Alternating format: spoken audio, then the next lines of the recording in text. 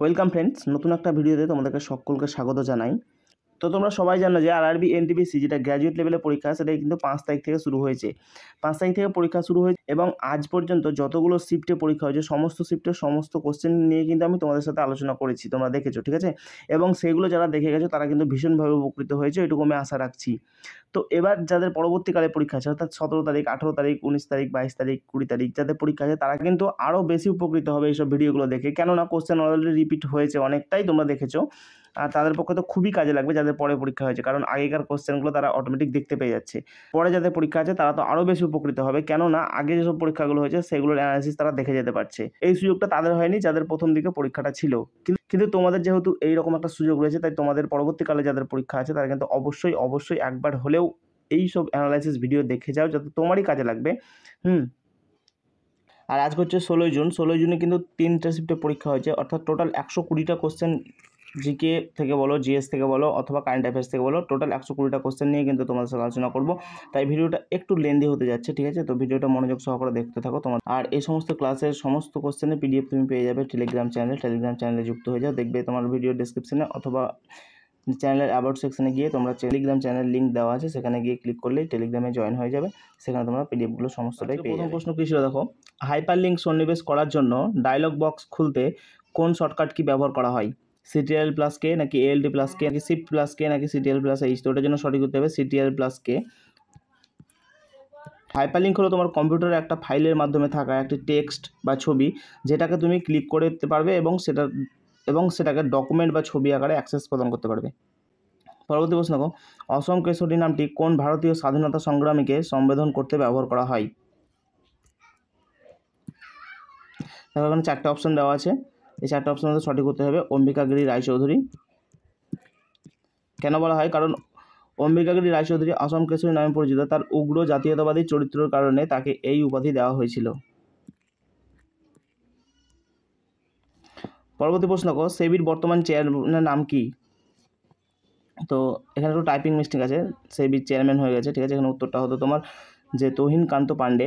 আর এই যে বর্তমানে কে কোন পদে রয়েছেন এটা কিন্তু ভীষণ ইম্পর্টেন্ট, প্রত্যেকটা শিফটেই কিন্তু আমি এখান থেকে পরীক্ষায় দেখতে পাচ্ছি কোশ্চেন আসছে, তাই তোমাদেরকে দেখো ভিডিও আমি দিয়ে রেখেছি এই ব্যাপারে যে বর্তমানে কে কোন পদে রয়েছে, যা সামান্য কয়েক মিনিটের ভিডিও, 10-12 মিনিটের ভিডিও তুমি দেখে গেলে তোমার ভীষণ উপকারে আসবে এই ভিডিওটা, তাই দেখে থাকো, ঠিক আছে। দেখো, কেন্দ্রীয় মন্ত্রিসভার নিয়োগে কমিটি ভারতের সিকিউরিটি অ্যান্ড এক্সচেঞ্জ বোর্ড অর্থাৎ সেবির 11তম চেয়ারম্যান হিসাবে তুহিনকান্ত পাণ্ডেকে নিয়োগের অনুমোদন দিয়েছে। বর্তমানে কেন্দ্রীয় অর্থ মন্ত্রণালয়ের অর্থ ও রাজস্ব সচিব তুহিনকান্ত পাণ্ডেকে সেবির চেয়ারম্যান হিসাবে মাধবীপুরী বুচের জায়গায় স্থলাভিষিক্ত করা হয়েছে। মাধবীপুরী বুচ হলেন সেবির চেয়ারম্যান হিসাবে নিযুক্ত প্রথম কোনো মহিলা, অর্থাৎ পরীক্ষায় তোমার কোশ্চেনটা এভাবে আসতে পারে যে সেবির প্রথম মহিলা চেয়ারম্যান হিসাবে কাকে নিযুক্ত করা হয়েছিল বা কে ছিলেন, তখন হয়ে যাবে তোমার মাধবীপুরী বুচ। তার মেয়াদ শেষ হয়েছে 18 ফেব্রুয়ারি 2025-এ এবং তারপর থেকেই তাকে স্থলাভিষিক্ত করেছেন আমাদের তুহিনকান্ত পাণ্ডে।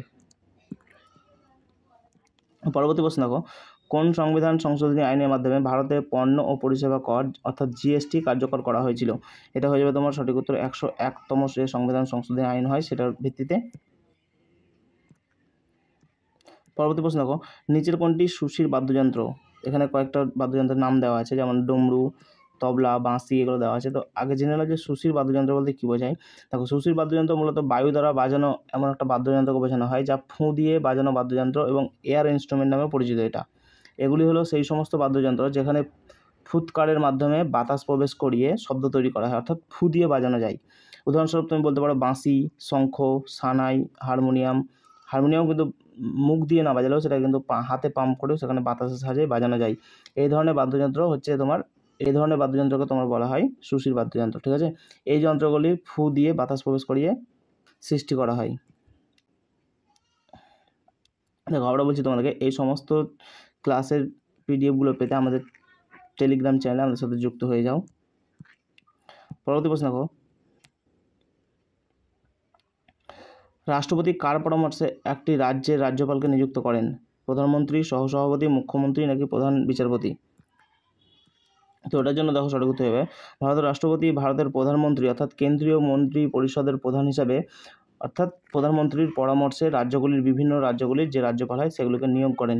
কোনো রাজ্যের রাজ্যপাল হিসাবে নিযুক্ত হতে গেলে তাকে অবশ্যই ভারতের নাগরিক হতে হবে, তার বয়স 35 বছরের বেশি হতে হবে এবং লাভজনক কোনো পদে থাকা যাবে না।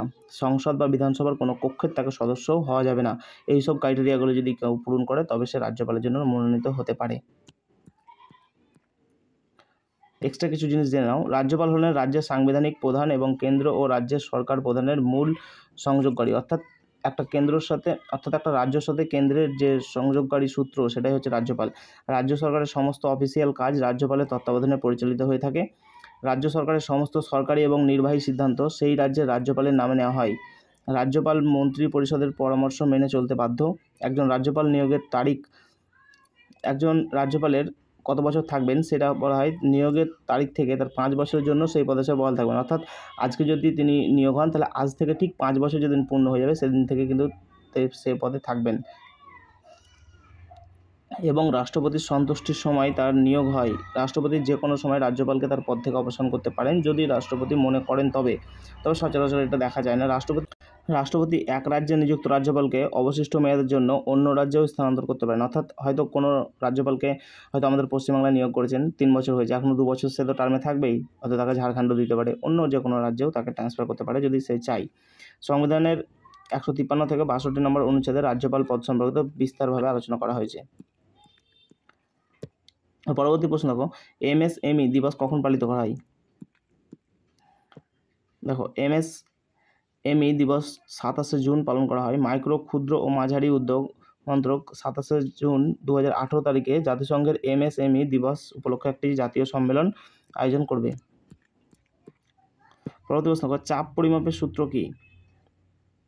ভর বাই ক্ষেত্রফল, বল বাই ক্ষেত্রফল নাকি বল বাই সময়? তো এটার জন্য সঠিক উত্তর দেখো, চাপ প্রতি একক ক্ষেত্রে বলকে বলা হয় চাপ। অর্থাৎ একক ক্ষেত্রে যে বল দেওয়া হয় সেটাকে বলা হয় চাপ। এটাকে পি দ্বারা প্রকাশ করা হয়। অর্থাৎ P equal to force by A. দেখো, চাপের এসআই একক হলো পাস্কেল। চাপ বলতে বল বাই ক্ষেত্রফলকে বোঝায়। চাপকে পি দিয়ে ডিনোট করি আমরা, বলকে এফ দিয়ে অর্থাৎ ফোর্স, এবং ক্ষেত্রফলকে এরিয়া অর্থাৎ এ দিয়ে ডিনোট করি। তাহলে P equal to F by A হয়ে যাবে এটার সূত্র। ঠিক আছে। ভর বাই ক্ষেত্রফল একটা দ্বিমাত্রিক বস্তুর ক্ষেত্রে প্রতি ঘনত্ব প্রতি একক ক্ষেত্রফলের ভর হিসাবে গণনা করা হয়। ক্ষেত্রফলের ঘনত্ব এসআই এককে kg metre per second square. দেখা দেখো, বল বাই ক্ষেত্রফল হলো চাপের সূত্র। পরবর্তী প্রশ্ন দেখো, বলছে 2002 সালে সংবিধানের যে 86তম সংবিধান সংশোধনী হয়েছিল সেই আইনের মাধ্যমে নিম্নলিখিত কোন জিনিসটাকে মৌলিক অধিকার হিসাবে যুক্ত করা হয়েছিল? অনেকগুলো অপশন রয়েছে। দেখো, ব্যক্তিগত ও সমষ্টিগত কার্যকলাপে উৎকর্ষ অর্জনের জন্য প্রচেষ্টা করা, 6 থেকে 14 বছর বয়সী প্রতিটি শিশুর জন্য শিক্ষার প্রদান করা, এটা 1 নম্বর, এটা 2 নম্বর হয়ে যাবে। নারী ও শিশু কল্যাণে কাজ করা, শান্তি এবং সম্প্রীতি প্রচার করা। তো এটার জন্য সঠিক উত্তর হয়ে যাবে, দেখো 2002 সালে যে ভারতের সংবিধান সংশোধন হয়েছিল 86তম, সেটার মাধ্যমে শিক্ষার অধিকারকে মৌলিক অধিকার হিসাবে স্বীকৃতি দেওয়া হয়েছিল। আবারও বলছি তোমাদেরকে, পিডিএফের জন্য কিন্তু তোমরা টেলিগ্রামে যুক্ত হয়ে যাও। ঠিক আছে। দেখো, একটা নতুন ধারায় 21 এ সন্নিবেশ করা হয়েছিল যাতে 6 থেকে 14 বছর সমস্ত শিশুকে কিন্তু শিক্ষার জন্য স্কুলে পাঠাতেই হবে। এটা কিন্তু একটা মৌলিক অধিকার ছিল। ঠিক আছে। 2002 সালে ভারতের সংবিধানের 86তম সংবিধানেতে শিক্ষার অধিকারকে মৌলিক অধিকার হিসাবে স্বীকৃতি দেওয়া হয়। একটি নতুন ধারা যেটা যুক্ত করা হয়েছিল 6 থেকে 14 বছর শিশুদের জন্য শিক্ষা। ঠিক আছে। রাষ্ট্রীয় নীতিমালার নির্দেশিকা অনুসারে 45 নম্বর ধারায় পরিবর্তন আনা হয়েছে। এটি 6 বছরের কম বয়সী সকল শিশুর জন্য শিক্ষাকে রাষ্ট্রীয় নীতির একটি নির্দেশ অর্থাৎ ডিপিএসপি অন্তর্ভুক্ত করা হয়েছে। এটি শিশুকে শিক্ষার সুযোগ প্রদান করে যা শিশুদের পিতামাতার মৌলিক কর্তব্য। সংবিধানের 51 ক অনুচ্ছেদ মৌলিক কর্তব্যের সাথে যুক্ত রয়েছে। মৌলিক কর্তব্যগুলি রাশিয়া সংবিধান থেকে নেওয়া হয়েছে। 12 থেকে 35 নম্বরে রয়েছে তোমার হচ্ছে মৌলিক অধিকার,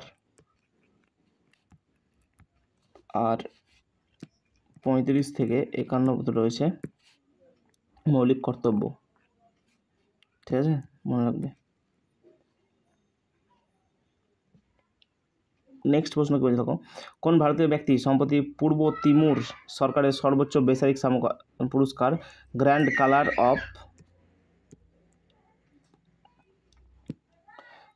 কালার অফ দ্য অর্ডার এই পুরস্কারটি পেয়েছেন? এই সম্প্রতি পূর্ব তিমুর বলতে তিমুর লিস্ট যে দেশটা আছে সেই দেশ। ঠিক আছে।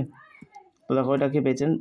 আমাদের রাষ্ট্রপতি দ্রৌপদী মুর্মু 10ই আগস্ট 2024 সালে দিল্লিতে তিমুর লিস্টের সর্বোচ্চ বেসামরিক সম্মান grand collar of the order Timor লিস্টে ভূষিত হয়েছিলেন। 5 থেকে 10 আগস্ট তিনি কিন্তু এর মধ্যে ফিজি, নিউজিল্যান্ড এবং তিমুর 3টি দেশে সফর হিসাবে গিয়েছিলেন এবং তার মধ্যে তিনি তিমুর লিস্টে ভিজিট করেছিলেন এবং সেখানে কিন্তু এই পুরস্কারটা তিনি পেয়েছেন। পরবর্তী প্রশ্ন দেখো, ঠাকুর ভোলানাথ সিং কোন বিদ্রোহের সাথে জড়িত ছিলেন? 1782 খ্রিস্টাব্দে রামগড়, পাঞ্চেত এবং বীরভূম লোকেরা তামার বলে একটা জায়গা আছে, তামা, সেই জায়গাতে জড়ো হতে শুরু করেন এবং এই বিদ্রোহকে আরও শক্তিশালী করে তোলে। এর নেতৃত্বে ছিলেন ঠাকুর ভোলানাথ সিং।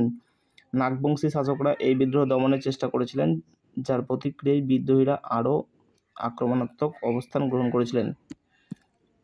দেখো, একই সাথে এই বিদ্রোহ কিছু জমিদারের কাছ থেকেও সমর্থন পেতে শুরু করেছিল, যেটা 1773 সালের শেষের দিকে ব্রিটিশরা ক্ষমতা দখল করে নেয় এবং বিদ্রোহীদের আত্মসমর্পণ করতে বাধ্য করার পর পরবর্তী 5 বছর ধরে এই বিদ্রোহটা অব্যাহত ছিল। কলিঙ্গ যুদ্ধ কত সালে সংঘটিত হয়েছিল? এখানে 4টে অপশান দেখো, 261, 263, 232, 264। অপশানগুলো খুব কাছাকাছি দেওয়া আছে। পর দেখো বলছে অশোকের রাজ্যাভিষেকের 8 বছর পর অর্থাৎ 261 খ্রিস্টপূর্বাব্দে কিন্তু কলিঙ্গ যুদ্ধ সম্পাদিত হয়েছিল। দেখো, এখানে ব্যাপার হচ্ছে 261 সালে যদি 8 বছর পর হয়, তাহলে এখান থেকে তুমি 8 বছর আগে গিয়ে কিন্তু অশোকের রাজ্যাভিষেক কবে হয়েছিল সেটা বের করতে পারবে। ঠিক আছে, এটা কিন্তু তোমরা নিজে নিজে বের করিও। দেখো, এই যুদ্ধের হত্যাকাণ্ডের পর রাজা অনুপ্রাণিত হয়েছিলেন এবং তাই তিনি সাংস্কৃতিক বিজয়ের নীতির পক্ষে শারীরিক আধিপত্যের নীতি ত্যাগ করেছিলেন, অর্থাৎ তিনি আর যুদ্ধ করবেন না এরকম একটা সিদ্ধান্ত নিয়েছিলেন। অশোকের ত্রয়োদশ অর্থাৎ 13 নম্বর শিলালিপিতে কিন্তু এই কলিঙ্গ যুদ্ধের সম্পর্কে বিস্তারভাবে বর্ণনা পাওয়া যায়। পরবর্তী প্রশ্ন দেখো, 1867 সালে প্রার্থনা সমাজ কে প্রতিষ্ঠা করেন? এখানে 4টে অপশন দেওয়া আছে। দেখো, তো এটার জন্য সঠিক করতে হবে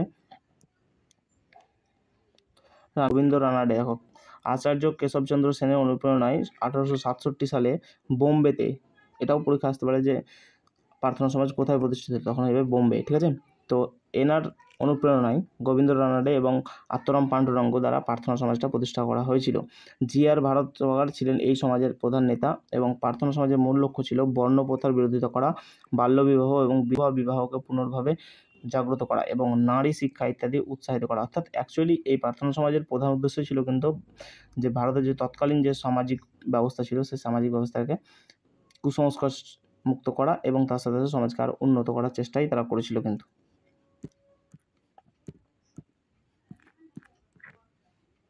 পরবর্তী প্রশ্ন দেখো, মায়ানমার, চীন এবং ভারতের সংযোগ স্থানকারী গিরিপথ কোনটা? দেখো, মায়ানমার, চীন এবং ভারতের ত্রিবিন্দুতে ডিফু পাসের কাছে অবস্থিত।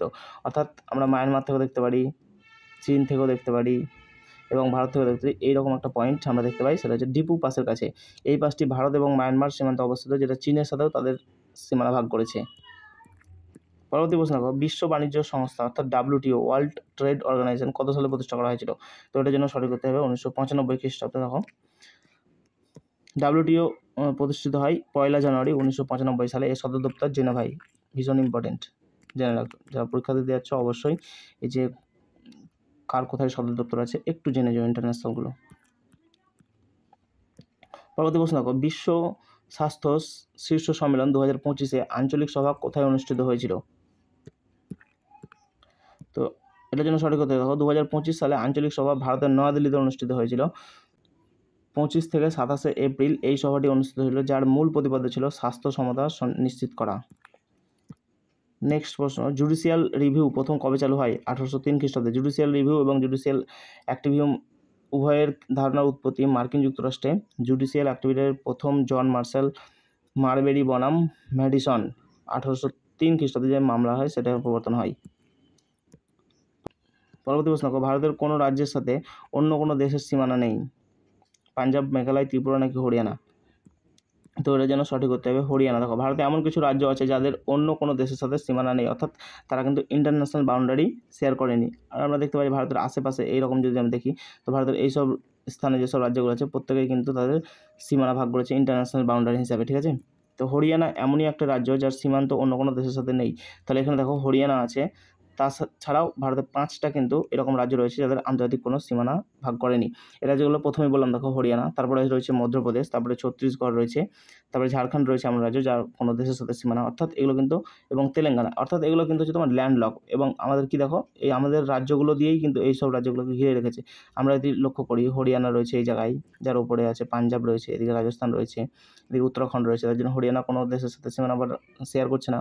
মধ্যপ্রদেশ দেখি মিডিলে রয়েছে, ছত্তিশগড় দেখি মধ্যপ্রদেশের পাশে, ঝাড়খণ্ড দেখি তার পাশে, তেলেঙ্গানা যদি তার নিচে আমরা দেখতে পাবো। এভাবে কিন্তু সমস্তটাই আমাদের ভারতের রাজ্যের ভিতরেই কিন্তু রয়েছে, তাই এরা কিন্তু কোনো দেশের সাথে সীমানা শেয়ার করছে না। পরবর্তী প্রশ্ন, অনাহত সিং কোন খেলার সাথে সম্পর্কিত? উত্তর হচ্ছে স্কোয়াশ খেলা। মাত্র 17 বছর বয়সে অনাহত সিং ভারতের শীর্ষ মহিলা স্কোয়াশ খেলোয়াড় হিসাবে পরিচিত অর্জন করেছেন। তার যাত্রা যখন তিনি প্রয়াস গিটার্সকে জয়ের পথে এগিয়ে নিয়ে গেছেন, এবং এক বছরে 9টি পিএসএ চ্যালেঞ্জার শিরোপা তার নামে এখন রয়েছে।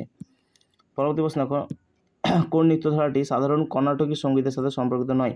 কুচিপুড়ি, ভারতনাট্যম, যক্ষাগান এবং ঠুমরি। তো এর জন্য সঠিক হতে হবে ঠুমরি, কারণ ঠুমরি হচ্ছে একটা উত্তর ভারতের হিন্দুস্তানি ধ্রুপদী সঙ্গীতের শৈলী, যেটা কুচিপুড়ি, ভারতনাট্যম, যক্ষাগান এগুলোর সবই একটা কর্ণাটকী সঙ্গীতের সাথে সম্পর্কিত। এগুলো একমাত্র ঠুমরি হচ্ছে যেটা উত্তর ভারতে পাওয়া যায়, তার সঙ্গে কর্ণাটকী সঙ্গীতের কোনো সম্পর্ক নেই।